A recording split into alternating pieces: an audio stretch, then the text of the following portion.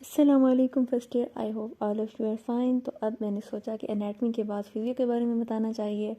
तो फिज़ियो एक lengthy subject है बट इट्स वेरी इजी। मतलब आपके पास स्टडी करने टिप्स होने चाहिए कि आपने इसको स्टडी करना कैसे है, then it will super easy for you guys. तो सबसे पहले एक क्वेश्चन आता है कि इसके लिए बुक्स कौन सी होनी चाहिए। तो there are 2 books, Guyton and फिर दोस्त मेनली मतलब हमारी उसमें सेटिंग में यूज़ हो रही होती हैं। तो कुछ बच्चे होते हैं वो फिर दोस्त यूज़ करते हैं और कुछ गाइटन।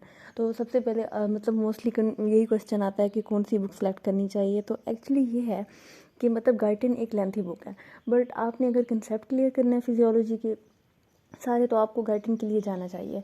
लेकिन कुछ बच्चे होते हैं उनकी ना क्रैम करने की बड़ी वो होती है, एक स्ट्रॉन्ग एबिलिटी होती है कि वो वर्ड टू वर्ड अच्छे से क्रैम कर सकते हैं। तो उन बच्चों के लिए फिरदौस बेटर होती है।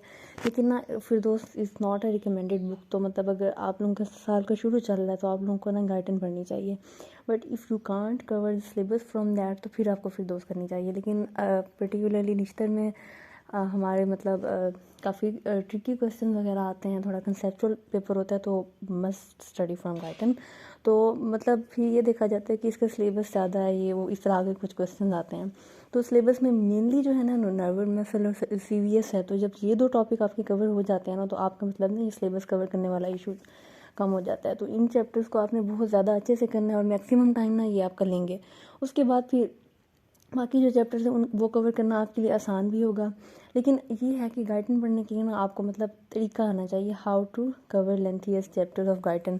मतलब एक चैप्टर आप पढ़ने बैठते हैं और वो जा रहा है मतलब 20+ पेजेस का एक चैप्टर है और एक यूनिट में मतलब जैसे नर्व मसल है तो उसमें 5 to 6 चैप्टर्स हैं। तो मतलब थोड़ा ना टाइम टेकिंग हो जाता है। तो इसके लिए आपने क्या करना है कि सबसे पहले जब आपने पढ़ना है तो एक तो कोई वीडियो देख लेनी है, तो आपका ना थोड़ा सा कंसेप्ट बिल्ड हो जाएगा। मतलब आपको ना आइडिया हो जाएगा कि आप एक पर्टिकुलर पैराग्राफ पढ़ रहे हैं तो इसमें क्या लिखा हुआ है, या पर्टिकुलर टॉपिक कर रहे हैं तो उसमें क्या लिखा हुआ है। इसके अलावा आपने मार्किंग करनी है और मोस्ट मतलब इंपॉर्टेंट हाई यील्डिंग टॉपिक्स जो होते हैं, जो मोस्टली पास्ट पेपर्स में रिपीट होते हैं, आपने उनको फोकस करना है, उनको ना बहुत अच्छे से करना है। लेकिन आजकल जिस तरह के प्रॉफ्स वगैरह आ रहे हैं तो आपको ना सेफ साइड पे रहना होता है। तो बाकी मतलब जो टॉपिक्स होते हैं ना उनको भी आपको रीड करना ही पड़ता है।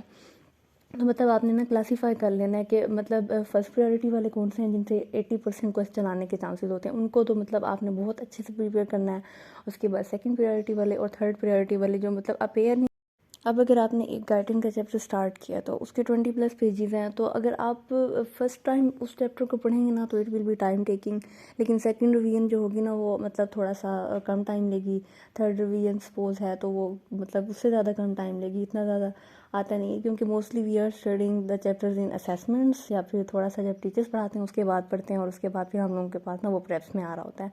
तो उस वक्त अगर आपने मतलब स्मार्टली स्टडी नहीं किया तो आपको प्रेप्स में प्रॉब्लम हो सकती है। तो अगर आप एक चैप्टर पढ़ रहे हैं, suppose you have a page और उसमें एक टॉपिक है, तो आप ना उस टॉपिक पे ना शॉर्ट लिस्टिंग करें। मतलब जैसे गाइडन में अच्छे खासे पैराग्राफ्स दिए होते हैं कि मतलब डॉग्स के एक्सपेरिमेंट्स, या कोई ह्यूमन के कि फ़लाँ ह्यूमन पे इतने उसमें फ़लाँ सदी में ये एक्सपेरिमेंट हुआ था और इसका ये आउटकम था।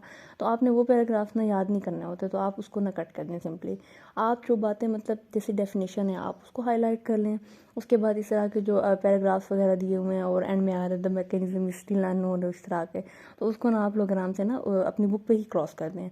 और उसके बाद अगर आप एक पेज पढ़ रहे हैं या सपोज एक पैराग्राफ पढ़ रहे हैं तो आप ना उस पूरे पैराग्राफ को पढ़ के ना आप जहन में लाएं कि मतलब इस पैराग्राफ को लिखने का क्या मकसद था, इसके एंड में आपको मतलब क्या आउटकम मिली है। सपोज अगर आप नर्व एंड मसल का कोई चैप्टर कर रहे हैं या डिफ्यूजन कर रहे हैं, तो मतलब आप पूरा टॉपिक पढ़ के आपको ये आइडिया होता है कि हाँ ये ना मोलिक्यूल्स की मूवमेंट है और ये पूरी कहानी में ये लिखा हुआ है। तो आप ना सिंपली एक लाइन में अपने बुक के मतलब जो पैराग्राफ है ना उसके साइड पे जैसे थोड़ा सा वो होता है मार्जिन होता है, उसमें ना सिर्फ 2-3 वर्ड्स में ना ये बात समराइज़ कर दें। इसका ये फ़ायदा होगा कि नेक्स्ट टाइम जब आप पढ़ेंगे मतलब ये होगा कि आपको आपने पूरी मतलब ना फिजियोलॉजी का अपना सिलेबस कवर किया हुआ है। तो आपको समझ नहीं आ रही होगी कि मतलब ये इस टॉपिक में क्या पढ़ा था, ऐसा आपको ना याद नहीं आ रहा होगा। लाइक डिफरेंट तो आसान टॉपिक है और हमने कब से पढ़ा हुआ है। बाकी चैप्टर्स होते हैं जैसे मैकेनिज्म होते हैं, ये इस तरह के होते हैं, तो अब वो आप एक दफ़ा आपने ना अपने जो शॉर्ट वर्ड्स लिखे हुए हैं ना आपने उनको देखना है। तो आपको ना मतलब साइड पे जो आपने हर पैराग्राफ के जो वर्ड्स बना के लिखे थे और आपने पैराग्राफ ऑलरेडी शॉर्ट किया हुआ है, तो आप ना पहले अपने ना जो आपने की पॉइंट साइड पे लिखे थे आप ना उन 2-3 लाइंस को या 2-3 वर्ड्स जितना भी आप लोग लिखते हो आप लोग ना उसको पढ़ लो। तो आपको ना आइडिया हो जाएगा, अच्छा अच्छा ये बात मैंने लिखी थी तो ये बात इसमें थी। मतलब एक ना ओवरऑल ऐसे मोटी मोटी बातें आपको पता चल जाएंगी। उसके बाद जब आप वो पैराग्राफ पढ़ोगे it will be super easy for you guys. मतलब it's a trick that really works. मतलब मैं अपने लिए भी यही करती थी कि एक तो स्टिकी नोट्स में यूज़ कर लेती थी।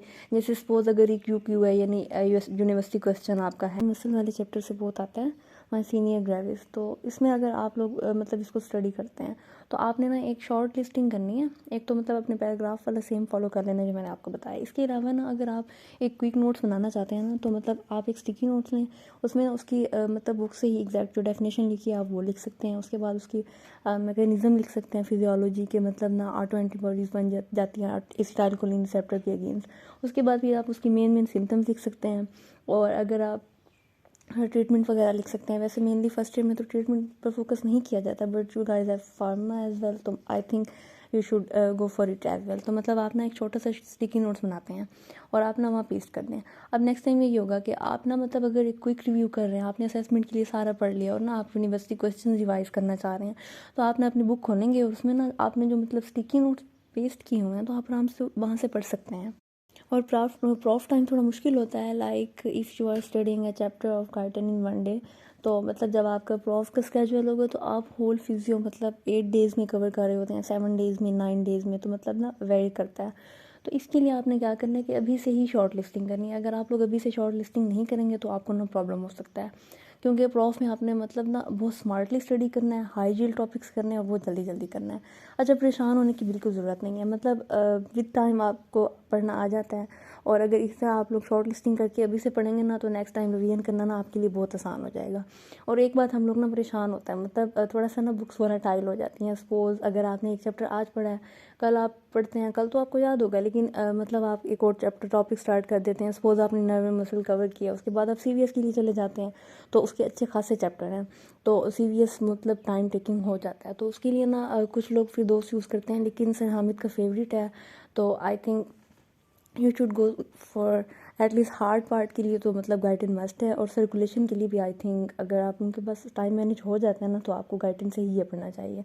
और कुछ बच्चे होते हैं वो एक और मतलब ट्रिक यूज़ करते हैं, लाइक फर्स्ट टाइम वो गाइडन से पढ़ लेते हैं, उसके बाद ना वो लोग साथ में ना फिर दोस्त को रखते हैं। लाइक अगर एक पैराग्राफ पढ़ते हैं, उनको वहाँ से समझ नहीं आ रहा पूरी ना, वो स्टोरी की फॉर्म में एक्सप्लेन किया हुआ है, तो फिर ना वो गाइडन से पढ़ के कंसेप्ट लेके उसको ना फिर दोस्त से क्रैम कर लेते हैं।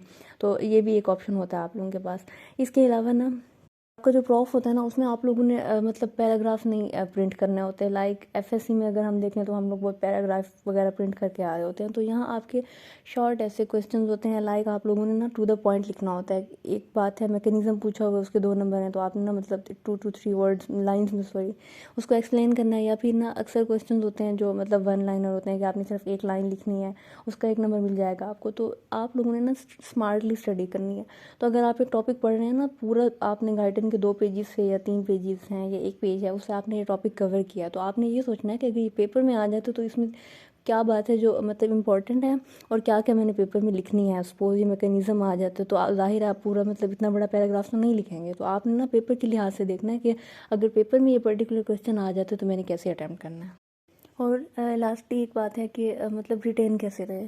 तो मैं आपको यही बता रही थी कि मतलब आप लोग स्टार्ट में एक टॉपिक पढ़ते हैं और उसके बाद फिर आपको ना मतलब असेसमेंट में आपने पढ़ा था, उसके बाद आपका बहुत सिलेबस होता है तो टाइम नहीं मिलता कि मतलब कुछ बच्चे होते हैं जो इन टच रहते हैं, बट मोस्टली यही सीन होता है कि या तो हम लोग सेंड अप में रिवाइज कर रहे होते हैं और प्रेप्स में तो करना ही करना होता है सारा। तो इसका ये तरीका है कि मतलब आप लोगों ने ना परेशान नहीं होना कि हमने ये पढ़ लिया और अब हमें ना ये भूल गए। आप एक शॉर्ट लिस्टिंग करके आपने पढ़ा होगा, उसके बाद ना ये नहीं होता कि आपको ना हर चीज़ हर वक्त याद रहे। तो आपका ना थोड़ा सा मतलब कंसेप्ट होना चाहिए। और इसके अलावा ना आपका रिवीजन टाइम शॉर्ट होता है। लास्ट स्टार्ट में एक टॉपिक पढ़ा था और उसको पढ़ने में आपको 2 घंटे लगे थे, या फिर एक चैप्टर को करने में आपको सारा दिन लग गया था। इवन स्टार्ट में तो गाइडन के एक चैप्टर को करने में हम लोग 2-2 दिन लगा रहे होते हैं। तो लेकिन अब आपने प्रॉफ में तो मतलब वो नर्व मसल पूरा करना है, उसके पूरे चैप्टर्स एक दिन में करने हैं या 1.5 डे है आपके पास।